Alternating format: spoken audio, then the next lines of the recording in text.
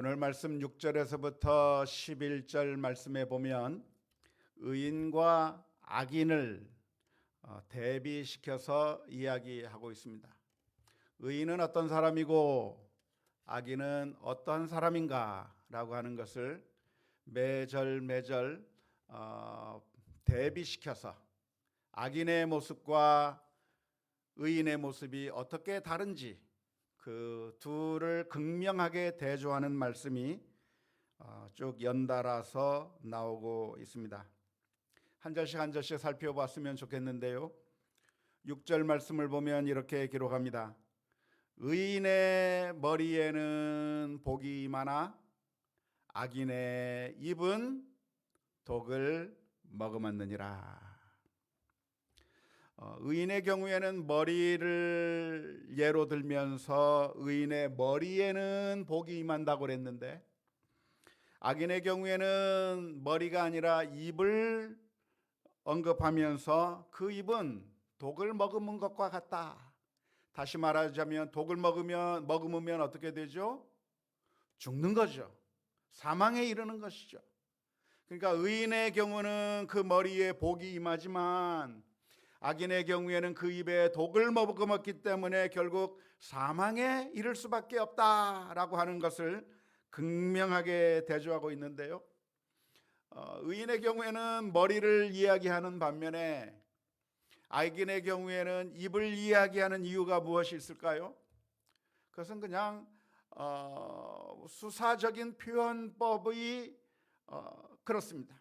우리나라 말은 같은 말을 계속해서 반복하는 어법을 주로 사용하고 있지만 서양의 어법 같은 경우는 같은 말을 사용하기보다는 다른 단어를 써서 다르게 표현하기를 잘 합니다. 따라서 한 번은 머리를 이야기했다고 한다면 이번에는 입을 이야기하고 있는 것인데요. 그러나 그 의미는 똑같다고 할 수가 있겠습니다. 의인의 경우에는 머리도 복이 있을 뿐만 아니라 입도 복이 있는 것이고 생명을 머금는 것이고, 악인의 경우에는 입에만 독이 있는 것이 아니라 그 머리에는 화가 임하는 것이죠. 그래서 표현은 의인의 경우에는 머리만 이야기하고 악인의 경우에는 입만 이야기하고 있지만, 사실은 이 표현을 보면서 그러니까 의인에게는 머리에만 복이 임하고 악인에게는 입에만 독이 임하는가 그렇게 생각할 것이 아니라 의인의 경우는 그 머리에도 복이 임하고 입에도 생명이 있는 것이고, 악인의 경우에는 그 입에만 독이 있는 것이 아니라 그 머리에도 화가 있다고 하는 것으로 이해하는 것이 옳을 것입니다. 7절 말씀을 보면 이렇게 기록합니다. 의인을 기념할 때는 칭찬하거니와 악인의 이름은 썩게 되느니라. 의인을 이야기할 때는 칭찬한다는 것이죠. 당연한 이야기입니다.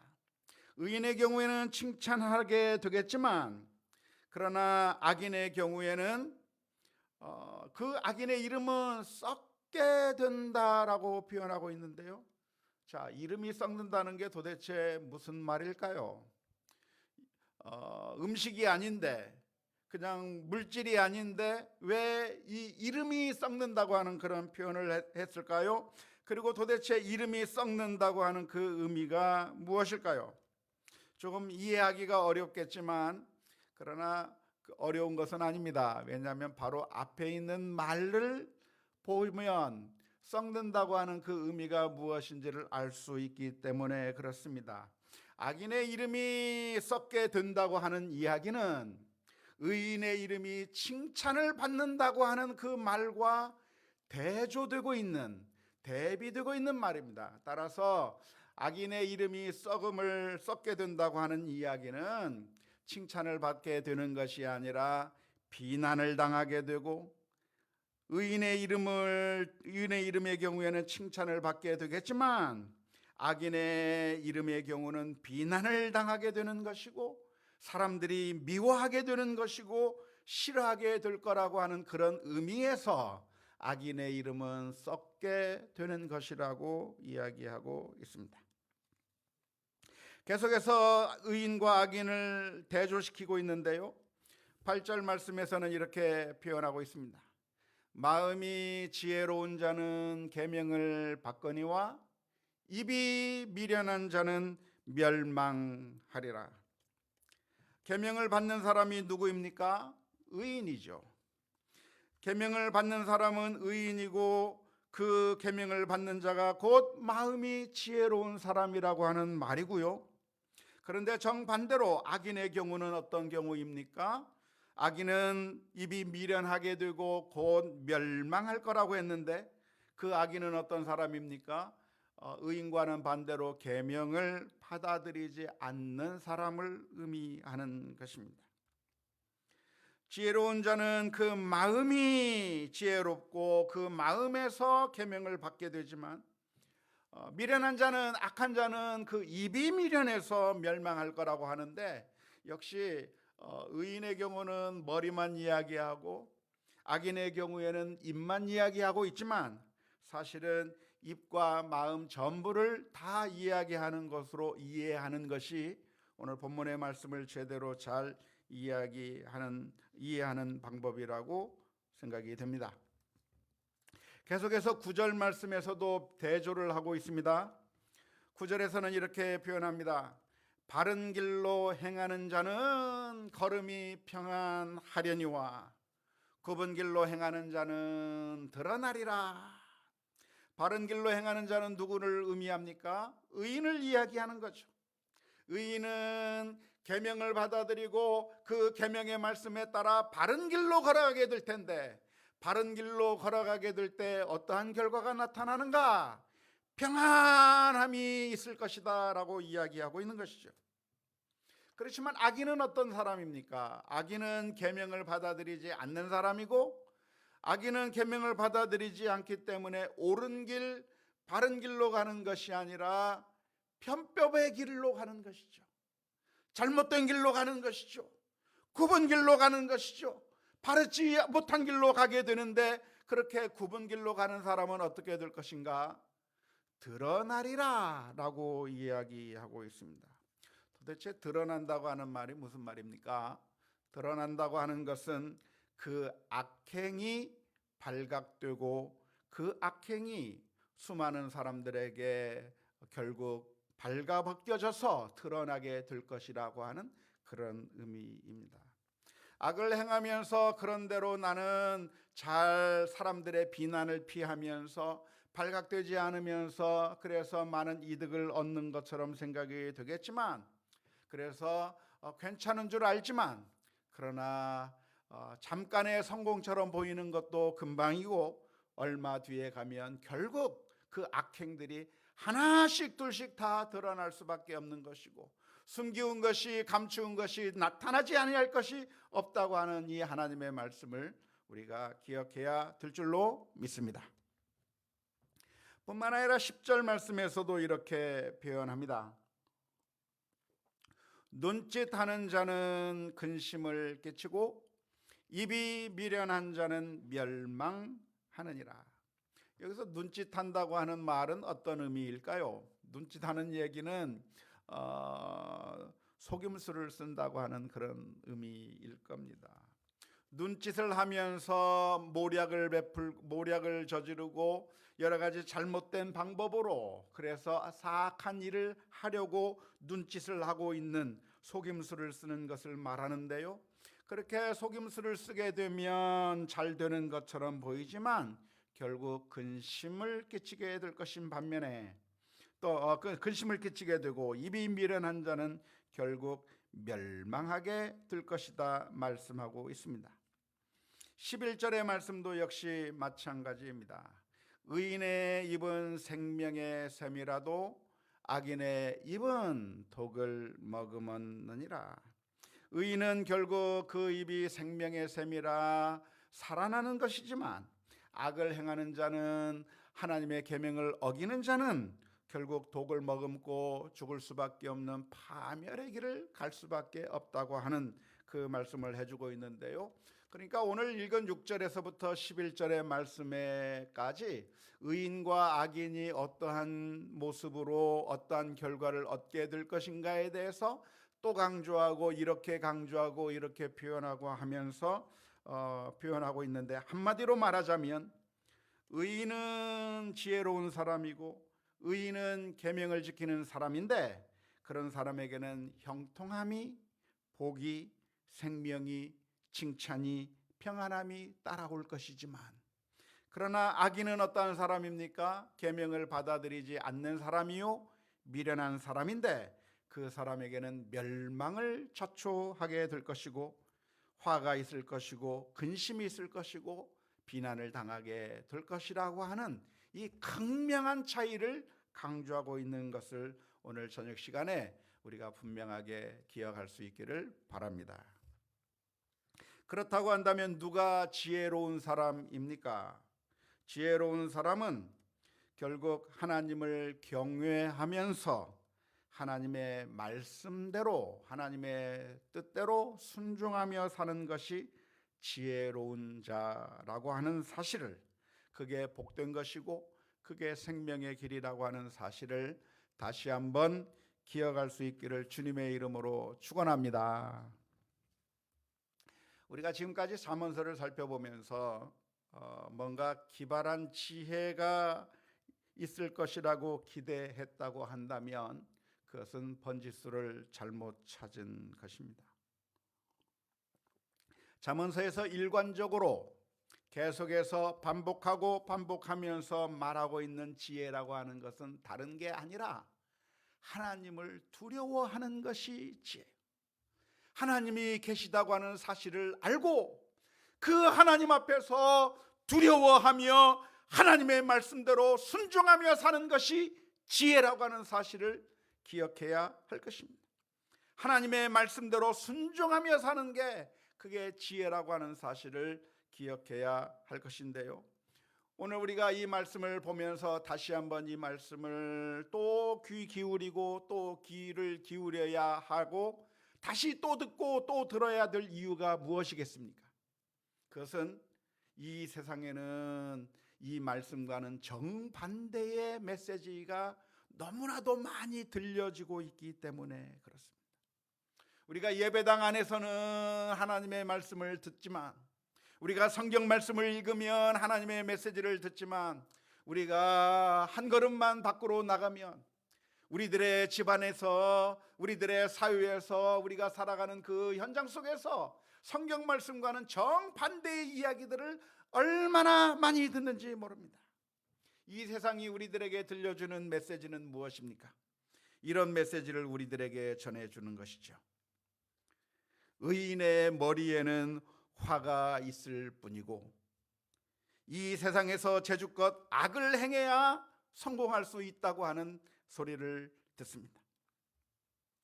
의인의 이름은 무시당하고 아무도 기억하지 않을 것이지만 무슨 수를 쓰더라도 성공하기만 하면 모두가 칭찬하고 박수를 보내게 되느니라가 이 세상의 메시지. 하나님의 계명대로 행하는 것은 어리석은 것이며 그때그때 순발력을 발휘해서 이득을 취하는 게 그게 가장 현명하니라 라고 하는 메시지가 우리들의 마음 가운데 들리는 것이죠. 바른 길로 가면은 멸망할 뿐이고 이리저리 묘수를 찾아다녀야 결국 성공하느니라 라고 하는 메시지를 듣는 것입니다. 눈치껏 해야 근심이 없이 사는 것이지, 눈치 없이 직진만 하고 성경 말씀대로만 살다가는 멸망하느니라 라고 하는 메시지가 들리는 것입니다.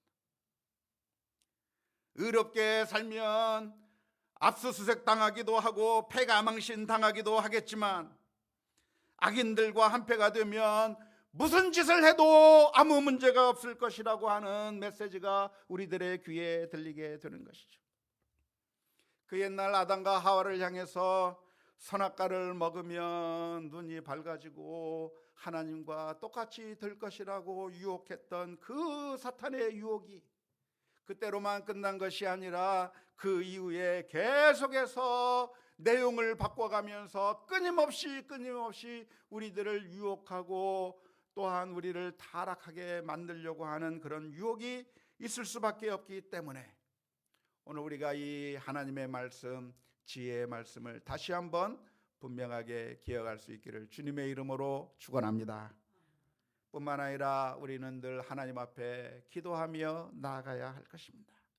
왜냐하면 우리는 늘 넘어질 수밖에 없고 하나님의 말씀대로 살기보다는 이 세상의 잘못된 길로 미혹을 받아 넘어갈 때가 너무나도 많기 때문에 주님, 저희들에게 믿음을 주옵소서. 하나님을 바라보게 하시고 주님의 말씀에 따라 순종하며 살게 해 주옵소서. 매일 아침마다 저녁마다 매 순간순간마다 주님을 의지하며 기도하는 우리 모두가 다 되어야 될 줄로 믿습니다. 오늘 12절의 말씀을 보면 이렇게 표현하고 있습니다. 미움은 다툼을 일으켜도 사랑은 모든 허물을 가리느니라. 우리 한번 같이 읽어봅시다. 시작. 미움은 다툼을 일으켜도 사랑은 모든 허물을 가리느니라. 미움이 있어서 다툼이 일으켜지는 그런 상황과 사랑이 있어서 모든 허물을 가리는 그 상황, 이 두 가지 상황 가운데 공통점이 있다고 한다면 무엇이겠습니까? 미움을 통해서 다툼이 나타나는 그 상황과 사랑이 있어서 모든 허물이 가려지는 이 두 극단적인 상황이 있다고 한다면 이 두 가지 극단적인 상황, 완전히 다른 상황인데, 다른 것처럼 보이는데, 이 다른 것처럼 보이는 이 두 가지의 공통점이 하나 있습니다. 그 공통점이 무엇일까요? 그것은 우리 앞에 허물이 있는 사람이 있다고 하는 것입니다. 허물이 있는 사람이 있는데 똑같이 허물이 있는 사람을 만났을 때 우리는 어떻게 반응할 수 있을 것인가? 두 가지 반응이 가능하다는 겁니다. 미움을 가지고 다툼을 일으키는 상황을 만들 수도 있고, 사랑을 가지고 모든 허물을 가릴 수 있는 그런 상황으로 나타날 수도 있다고 하는 것이죠. 우리가 허물이 있는 사람을 볼 때는 어떻게 해야 되겠는가? 이 두 가지 반응 가운데서 하나를 선택할 수밖에 없는데, 우리는 미움의 반응을 보일 수도 있고 사랑의 반응을 보일 수도 있다고 하는 것이 이 두 상황 가운데의 공통점이라고 할 수가 있겠습니다. 허물이 없는 경우는 어떻게 될까요? 안타깝게도 그런 경우는 없습니다. 이 세상에 허물이 없는 사람은 단 한 사람도 없습니다. 우리가 다 허물투성이의 인간들입니다. 허물투성이의 인간과 허물투성이의 인간이 만나 함께 살아가고 있는 것인데요, 이 허물투성이의 인간들이 서로 만나 살아가는 가운데 그 허물을 맞닥뜨리게 될 때 우리는 어떠한 반응을 보일 수 있는가? 하나는 미움으로 반응할 수 있고 하나는 사랑으로 반응할 수 있다는 것이죠. 대부분의 사람들은 어떻게 반응하냐면 미움으로 반응합니다. 가장 자연스러운 반응이고 늘 우리가 쉽게 나타낼 수 있는 반응이 미움의 반응입니다. 그런 반응을 보인 사람들의 예가 성경에는 대표적으로 바리새인들의 경우를 볼 수가 있겠습니다. 바리새인들은 어떻게 했는가? 허물이 많은 사람들을 보고 잘못을 하는 사람들을 만나면 정죄하고 비난하였습니다. 세리를 보면서 세리들의 잘못을 지적했고, 안식일을 지키지 않는 제자들을 보면서 그들을 비난했고, 여러 가지 잘못하는 것이 눈에 들어올 때마다 계속해서 지적하면서 그들의 허물을 지적한 것이죠. 왜 바리새인들은 그 허물 많은 사람들을 만났을 때 그 잘못들을 지적하고 비난하고 그렇게 다툼을 일으키는 반응을 보였던 그 이유가 무엇이겠습니까? 그것은 우리들이 착각하고 있기 때문인데요, 우리가 잘못을 비난하면, 다른 사람들의 잘못을 지적하고 비난하면, 적어도 내가 비난하고 있는 그 순간만큼은 내가 정직한 사람이라고 사람들에게 나타나게 될 거라고 하는 착각을 하기 때문에 그렇습니다. 내가 다른 사람들을 비난하고 정죄하면 나는 공정과 상식의 사람이 되는 줄로 착각하고 있기 때문에 그런 것이죠. 그런데 그것은 착각이에요. 남을 비난하면 나는 그 비난에서부터 면제될 것이라고 생각하지만 사실은 그것은 자기 자신만의 착각일 뿐, 그렇게 된다고 해서 자기가 자동으로 의롭게 되는 것은 아닌 것이죠. 예전에 우리 딸아이를 데리고 학교를 데려다 줄 때였습니다. 매일 아침마다 우리 아이를 고등학교에 데려다 주고, 둘째 아이를 중학교에 데려다 주고, 그리고 이제 교회로 출근을 하고 이렇게 매일매일 했었는데요, 하루는 고등학교에 가게 됐는데 학생들이 건물 안으로 들어가지 않고 다 건물 밖에 줄을 쫙 서 있는 거예요. 이상하다, 왜 학생들이 건물 안으로 안 들어가고 이렇게 학교 건물 안으로 안 들어가고 밖에 저렇게 서 있나, 이상하다 생각하면서 그날 그냥 아무튼 돌아갔습니다. 근데 아이가 학교에 갔다가 와서 해주는 이야기를 들었는데요, 무슨 얘기를 하냐면 그 전날 어느 학생이 학교 화장실에 낙서를 했다는 거예요. 뭐라고 낙서를 했냐면, 나는 내일 총을 가지고 와서 누구를 쏠 것이다 라고 하는 그런 낙서를 화장실 벽면에 했다는 거예요. 그러니까 저녁 때 그 청소부들이 학교 건물들을 청소를 쭉 하는 가운데 그 화장실에 있는 그 낙서를 보고 교장 선생님에게 보고를 했고, 학교가 발칵 뒤집혀진 거예요. 그래서 어떻게 했는가, 학교 문 앞에 metal detector를 설치해 놨습니다.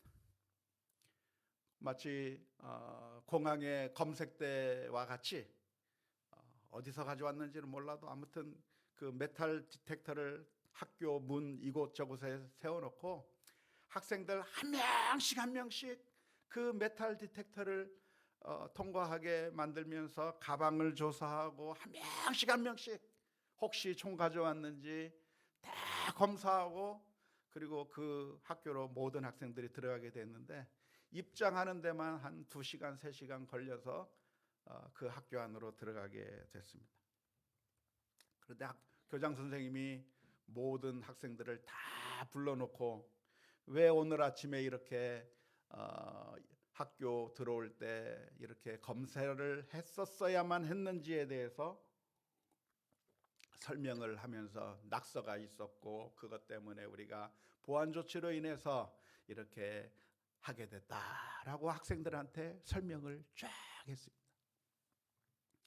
그랬더니 어떤 학생이 세상에 어떤 그런 나쁜 놈이 그런 낙서를 한 거야 하면서 막 소리를 지르더래요. 그런데 나중에 교장 선생님이 그 학생들로 오라고 했어요. 알고 보니 그 학생이 낙서를 한 거예요. 도둑이 재발절인 거죠. 다른 사람을 비난하면 나는 그 혐의로부터 벗어날 수 있을 거라고 하는 어리석은 생각을 가지고 있는 거예요. 남을 비난하면서 나는 공정하다고 생각하게 만드는 것이죠. 다른 사람들을 욕하고 정죄하면 그러면 나는 괜찮은 사람이라고 생각되게끔 착각하게 만들고 스스로도 속는 그런 반응들을 보이고 있는 것이 우리들의 그런 생각입니다. 결국 그 학생은 학교에서 퇴학을 당하고, 그 학생은 영국 학생이었었는데 미국에서 추방돼서 영국으로 돌아가야만 했습니다. 아무튼 우리는 왜 허물이 있는 모습을 보면 왜 비난하는가? 비난하면서 나는 그런 비난을 받을 사람은 아니라고 하는 그런 자기 착각을 하면서 자꾸만 그런 이야기를 하고 있는 것이죠. 하지만 9절 말씀에서 이야기하고 있는 것처럼 굽은 길로 행하는 자는 드러나리라 라고 하는 말씀처럼, 한두 사람은 오랫동안 속일 수는 있겠지만, 그리고 여러 사람들을 잠깐 동안 속일 수 있겠지만, 모든 사람을 영원히 속일 수는 없는 것이고, 더더욱 하나님의 심판대 앞에서 우리의 모습을 속일 수는 없는 것이죠. 더 나아가서 이렇게 미움은 다툼을 일으킨다고 했는데요, 결국 그 허물이 있는 사람들을 지적하고 비난하는 것으로서 그 사람을 변화시킬 수 있느냐? 변화시킬 수 없고 바로잡을 수가 없는 겁니다. 우리는 그저 잘못한 것을 책망하고 지적하면, 그러면 그것을 고칠 것이라고 생각하지만 사실은 고쳐지지가 않습니다. 우리는 잘못한 것을 지적하면 우리가 할 일을 다 했다라고 생각하지만, 그것은 그 사람을 바른 길로 돌아오게 만드는 것이 아니라 다시 그냥 다툼만 일으킬 뿐이고 미움만 발생하게 될 것입니다. 그렇다고 한다면 어떻게 해야 될 것인가? 오늘 성경 말씀은 가르쳐주고 있습니다. 사랑은 모든 허물을 가리느니라. 사랑이 무엇입니까? 사랑은 모든 허물을 가린다고 했는데, 그 이야기는 잘못하는 것이 있어도 모른 척 하라고 하는 이야기가 아닙니다. 그냥 방치해 두라고 하는 이야기가 아닙니다. 우리의 남편이나 아내나 혹은 우리들의 자녀들이나 우리 성도들이나 무엇인가 잘못하고 있다고 한다면 그것을 모른 척 해야 된다고 하는 이야기가 아니라 사랑으로 접근해야 된다고 하는 것이죠. 그냥 옳은 말을 해버리고 끝나는 것이 아니라 그 사람을 사랑하는 마음으로 회복시켜주고 돌이키게 만들기 위해서 정말 어떻게 하면 이 사람을 사랑으로 회복시킬 수 있을지를 고민하면서 접근해야 하는 것입니다. 그게 바로 우리 예수님께서 하신 일입니다. 어느 날 요한복음 8장에 보면 예수님에게 한 여인을 끌고 오는 장면이 기록되어 있습니다.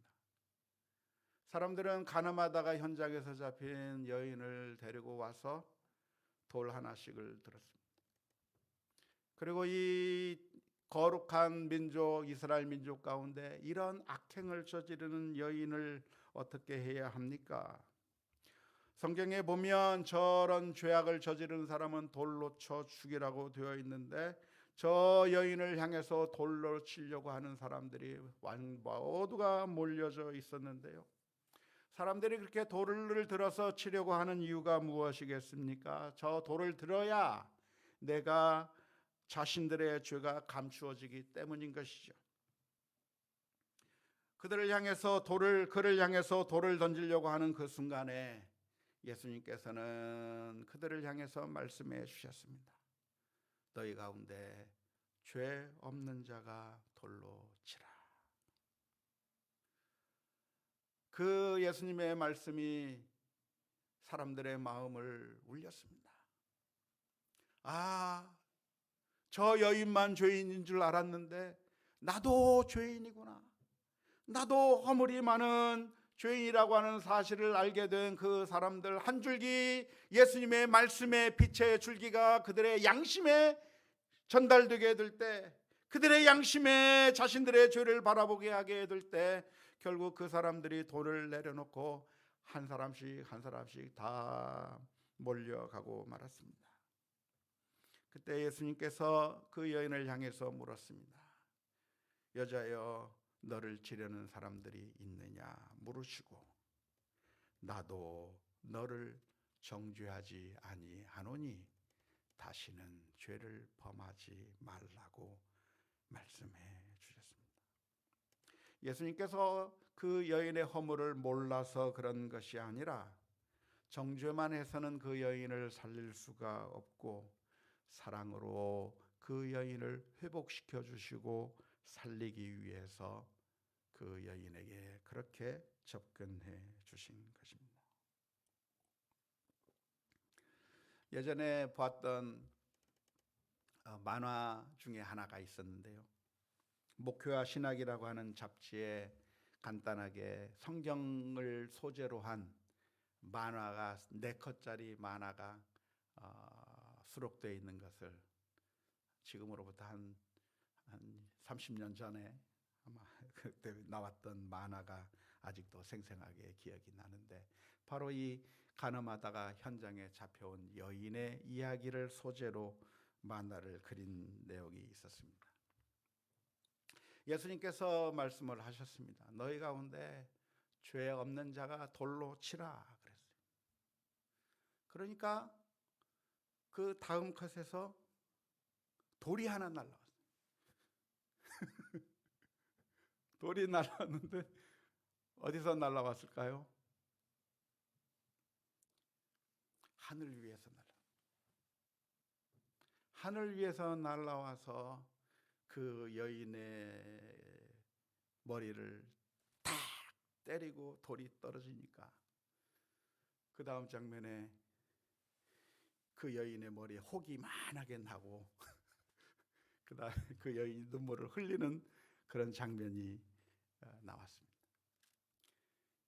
그 다음 장면에 예수님께서 하늘을 보시면서 이야기를 하는 거예요. 하나님, 제발 제가 하는 일에 방해 좀 하지 마세요.